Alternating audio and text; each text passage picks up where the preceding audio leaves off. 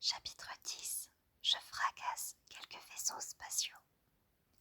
J'ai traversé le mall sans oser tourner la tête. J'ai débarqué en trombe dans le musée de l'air et de l'espace et n'ai retiré ma casquette d'invisibilité qu'une fois franchi la caisse. Le cœur du musée se composait d'une salle immense et très haute, pleine d'avions et de fusées qui pendaient au plafond. 3 niveaux de balcons couraient sur les murs pour permettre de voir les pièces exposées depuis différentes hauteurs. Il n'y avait pas beaucoup de monde, seulement quelques familles et 2 ou 3 groupes scolaires, sans doute en excursion pour les vacances. J'avais envie de leur crier à tous de partir, mais je me suis dit que ça me vaudrait seulement de me faire arrêter. Il fallait que je trouve Thalia, Grover et les chasseresses. D'un instant à l'autre, les squelettes allaient envahir le musée. Et, à mon avis, ils ne se satisferaient pas d'une visite guidée. J'ai heurté Thalia de plein fouet. Je fonçai le long de la rampe du balcon supérieur quand je l'ai percutée sans la voir et l'ai envoyée bouler contre une capsule spatiale d'Apollo. Grover a poussé un glapissement de surprise. Je n'ai même pas eu le temps de reprendre mon équilibre que Zoé et Bianca pointaient des flèches vers ma poitrine. Leur arc avait surgi de leurs mains comme par magie. Quand Zoé m'a reconnue, elle n'a pas paru pressée de détourner son arc pour autant. « Toi, comment oses-tu montrer le tien né ici ?» « Percy, » s'est écrié Grover, « les dieux soient loués. » Zoé l'a fusillé du regard et il s'est empourpré. « Je veux dire, mais enfin, tu ne devrais pas être là. »« Luc, » ai-je dit en essayant de reprendre mon souffle, « il est là. » La colère qui brillait dans les yeux de Thalia s'est immédiatement dissipée. Elle a porté une main à son bracelet d'argent. « Où ça ?» Je leur ai raconté ce qui s'était passé au musée d'histoire naturelle avec le professeur Thorne, Luc et le général. Le général est là. Zoé était abasourdie. Impossible. Tu mens. Pourquoi mentirais-je? Écoute, on n'a pas le temps. Il y a des guerriers squelettes qui... Quoi? Avait Thalia. Combien? 12. Et ce n'est pas tout. Ce type, le général, il a dit qu'il vous envoyait un petit camarade de jeu pour vous distraire. Un monstre. Thalia et Grover ont échangé un regard. On suivait la piste d'Artémis, a dit Grover. J'étais quasiment persuadée qu'elle menait ici. Une forte odeur de monstre. Artémis a dû faire halte ici dans sa traque du mystérieux monstre. Mais on n'a encore rien trouvé. Zoé, a dit Bianca d'une voix tendue, si c'est vraiment le général. Cela ne se peut point, a lancé Zoé d'un ton sec. Percy a dû voir un message Iris ou n'importe quelle autre illusion. Les illusions ne fissurent pas les sols de marbre, ai-je signalé. Zoé a respiré à fond pour se calmer. Je ne savais pas pourquoi ça l'affectait autant, ni comment elle connaissait ce général, mais ça ne m'a pas semblé le moment de le lui demander. Si Percy dit vrai pour les guerriers squelettes, nous n'avons pas le temps de nous disputer, a-t-elle dit. Ce sont les pires, les plus horribles des... Nous devons partir, immédiatement. Bonne idée, ai-je acquiescé. Je ne t'incluais point, garçon. Tu ne fais point partie de cette quête. Hé, j'essaie juste de vous sauver la vie. Tu n'aurais pas dû venir, Percy, a dit Thalia d'un ton sévère. Mais tu es là, maintenant. Alors viens avec nous. Retournons à la camionnette. Ce n'est point à toi de décider, a lancé Zoé. Tu n'es pas la chef ici, Zoé, a riposté Thalia en la fusillant du regard. Je me fiche de l'âge que tu as. Tu es toujours une petite peste vaniteuse. Tu n'as jamais su faire preuve de sagesse envers les garçons, a grogné Zoé. Tu n'as jamais pu t'en passer. Thalia semblait prête à frapper Zoé. Et soudain, tout le monde s'est figé sur place. J'ai entendu un grondement si fort que j'ai cru qu'un des moteurs de fusée démarrait. En contrebas, quelques adultes ont hurlé. Une petite voix d'enfant a gazouillé avec ravissement. Minou. Une créature gigantesque grimpait la rampe d'accès grosse comme un pick-up, des griffes argentées, une étincelante fourrure dorée. J'avais déjà vu ce monstre une fois, 2 ans plus tôt, à bord d'un train. Je l'avais brièvement aperçu par la vitre. À présent, de près, et sans rien pour nous séparer, il avait l'air encore plus énorme. Le lion de Némée, a dit Talia, ne bougez pas. Le lion a rugi si fort que mes cheveux se sont dressés sur ma tête. Ses crocs luisaient comme de l'acier inoxydable. Séparez-vous à mon signal, a dit Zoé. Essayez de le distraire.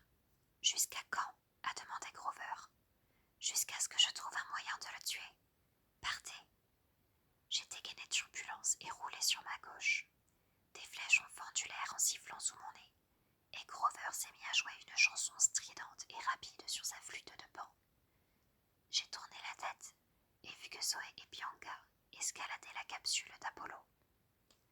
Elles décochaient des flèches qui, toutes, l'une après l'autre, se fracassaient vainement contre la fourrure métallique de l'animal. Ce dernier, d'un coup de patte, a renversé la capsule sur le côté, jetant à terre les chasseresses. Grover a attaqué un air horriblement discordant, et le lion s'est tourné vers lui. Mais Talia lui a barré le chemin en brandissant Aegis, et il a reculé en rugissant. Rouar. Tayo, a crié Talia, arrière. L'espace d'une seconde, j'ai cru que Talia dominait la situation. Puis, j'ai remarqué que le lion se tapissait, contractait les muscles des pattes. J'avais vu assez de chats de gouttière se battre dans les ruelles de mon quartier, à New York. Je savais qu'il allait bondir. Hé, ai-je hurlé. Sans réfléchir, j'ai chargé le fauve. Je voulais juste l'éloigner de mes amis. Je lui ai asséné turbulence sur le flanc, un coup vigoureux qui aurait dû le réduire en hachis. Mais la lame de mon épée a teinté contre sa fourrure en déclenchant une gerbe d'étincelles. Il m'a donné un coup de griffe qui a emporté une grande part de mon manteau. J'ai reculé contre la balustrade. Il a sauté vers moi, de tous ces 500 kilos de monstre, et je n'ai pas eu d'autre choix que de me retourner et sauter. Je suis tombée sur l'aile d'un vieil aéronef argenté qui a penché et failli me projeter au sol 3 étages plus bas. Une flèche a sifflé à mes oreilles. Le lion a bondi sur l'avion et les cordes qui le retenaient en l'air ont grincé. J'ai reçu un coup de patte qui m'a projeté sur l'engin d'à côté, un drôle de vaisseau spatial doté de pales comme un hélicoptère. En relevant la tête, j'ai vu le fauve rugir et, à l'intérieur de sa gueule, une langue et une gorge rose. Sa gueule, me suis-je dit. Rien ne pouvait percer sa fourrure, mais si je pouvais atteindre sa gueule. Le seul problème, c'était qu'il était bien trop rapide. Entre ses coups de griffes et ses coups de croc, jamais je ne pourrais m'approcher sans qu'il me taille en pièces. Zoé, ai-je hurlé, vise la bouche. Le monstre a bondi. Une flèche est passée à côté de lui, le manquant complètement. Je suis tombée du vaisseau spatial et j'ai atterri sur un immense globe au rez-de-chaussée. J'ai glissé le long de la Russie et perdu pied à la hauteur de l'équateur. Avec un grondement, le lion de Némée a repris son équilibre sur le vaisseau spatial. Mais il était bien trop lourd pour l'appareil. Une des cordes de suspension a craqué, alors que le vaisseau commençait à balancer de gauche à droite comme un pendule. Le fauve a sauté sur le pôle nord du globe. Grover, ai-je hurlé, évacue le secteur. Des groupes d'enfants couraient en poussant des cris. Grover s'est efforcé de réunir les gosses et de les éloigner. C'est alors que la seconde corde a lâché et que le vaisseau spatial s'est écrasé au sol. Talia s'est laissée tomber de la balustrade du premier balcon et s'est posée en face de moi, de l'autre côté du globe. Le lion nous a regardés tour à tour, comme s'il se demandait qui il voulait tuer en premier. Zoé et Bianca étaient au-dessus de nous, arcs bandés, mais elles devaient bouger sans cesse pour avoir un bon angle de tir. On n'a pas de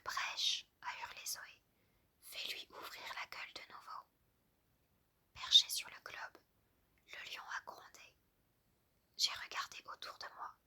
Quelle tactique adopter? Il me fallait la boutique du musée. Je me suis souvenu d'une petite mésaventure, la fois où j'étais venue quand j'étais petit. J'avais insisté pour que ma mère m'achète quelque chose, et je m'en étais mordu les doigts. S'il vendait toujours ce truc-là. Talia, occupe-le. Elle a acquiescé, de la tête, l'air grave. Tayo. Elle a pointé sa lance et un éclair d'électricité bleue et ramifié en a jailli pour aller frapper le lion à la queue. Rawr. Le monstre avait volte-face et bondit. Talia l'a esquivé en roulant sur elle-même, brandissant aiguise pour le tenir à distance pendant que je fonçais à la boutique. Pas le moment d'acheter des souvenirs, garçon, a crié Zoé.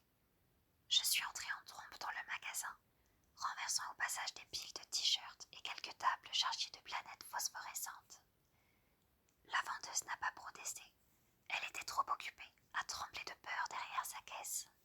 Repéré, sur le mur du fond, des paquets argentés étincelants. Il y en avait des étagères pleines. J'ai ramassé toutes les variétés que j'ai pu et suis ressortie en courant du magasin, les bras chargés. Zoé et Bianca faisaient toujours pleuvoir des flèches sur le lion, mais sans succès. Il semblait savoir qu'il n'avait pas trop intérêt à ouvrir la gueule. Il lançait des coups de patte vers Talia, toute griffe dehors. Même ses yeux étaient réduits à 2 fines fentes. Talia lui a donné un coup de lance avant de reculer. Il l'a coincée. « Merci, a-t-elle crié. Je ne sais pas ce que tu veux faire, mais... » Le fauve a poussé un rugissement. Elle l'a envoyé valdinguer comme une fusée titan. La tête de Talia a heurté le métal et elle s'est affaissée au sol. « Ohé !» ai-je hurlé au lion. Comme j'étais trop loin pour le frapper, j'ai pris un risque. J'ai lancé Turbulence comme un poignard. Elle a ricoché contre son flanc, mais ça a suffi pour capter son attention. Il s'est tourné vers moi en montrant les crocs. Il n'y avait pas 36 façons d'approcher. J'ai chargé, et au moment où le lion s'est lancé pour me faire barrage, je lui ai fourré dans la gueule un pack de nourriture spatiale. Un entre mes fraises lyophilisées sous cellophane. Il a écarquillé les yeux et s'est étranglé, comme un chat qui avale une boule de poil. Je le comprenais. Ça m'avait fait exactement le même effet la fois où j'avais essayé de manger de la nourriture spatiale, quand j'étais petit. C'était franchement craignos. Zoé, prépare-toi, ai-je hurlé. J'ai entendu des gens pousser des cris derrière moi. Grover avait attaqué un autre air abominable avec sa flûte de pan. Je me suis éloignée du lion. Il est arrivé à déglutir le bac spatial et m'a toisé d'un regard brûlant de haine. C'est l'heure du goûter, ai-je crié. Le lion a commis l'erreur de rugir, et je lui ai balancé une barre glacée en travers de la gorge. J'ai toujours été un assez bon lanceur. Heureusement, même si le baseball n'est pas mon sport préféré. Sans laisser de répit au lion qui s'étouffait, je l'ai gratifié de 2 autres parfums de glace et d'un spaghetti bolognaise lyophilisé. Ses yeux se sont exorbités. Il a ouvert grand la gueule et s'est dressé sur ses pattes arrière pour échapper à mes tirs nourris. Allez-y, ai-je hurlé. Aussitôt, des flèches ont transpercé la gueule du lion. 2, 4, 6. Il s'est agité furieusement, a tourné sur lui-même, donné des coups de patte dans l'air, puis s'est écroulé en arrière et n'a plus bougé. Des alarmes retentissaient dans tout le musée. Les gens se ruaient vers la sortie. Des gardiens accouraient, paniqués, en se demandant ce qui pouvait bien se passer. Grover s'est agenouillé près de Talia et l'a aidée à se relever. Elle n'avait pas l'air blessée, juste un peu sonnée. Bianca et Zoé ont sauté du balcon et se sont posés à côté de moi. Zoé m'a zioté avec circonspection. Plutôt intéressante, ta stratégie, a-t-elle commenté. Je vais te dire, ça a marché. Elle n'a pas discuté.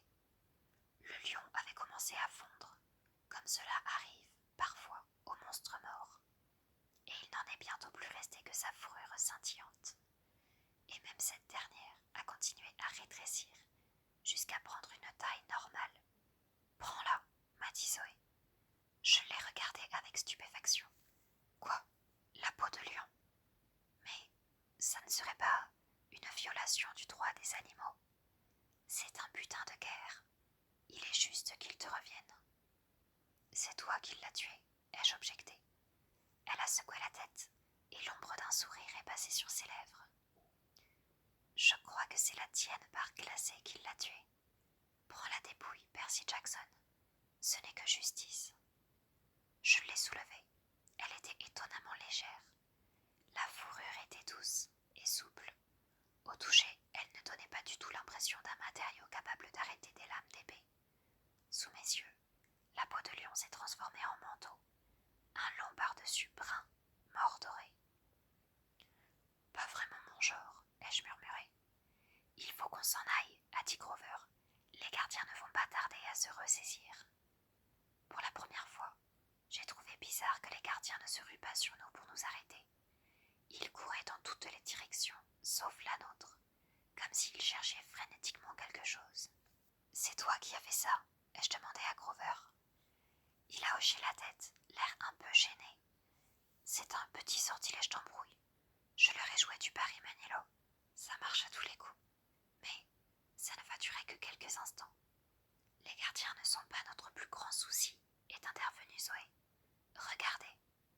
À travers les murs vitrés du musée, j'ai vu un groupe d'hommes qui traversaient la pelouse. Des hommes gris, entrayés gris. Ils étaient trop loin pour qu'on puisse voir leurs yeux, mais j'ai senti leur regard, braqué sur moi. Partez, ai-je dit. C'est moi qui le traque. Je vais les distraire.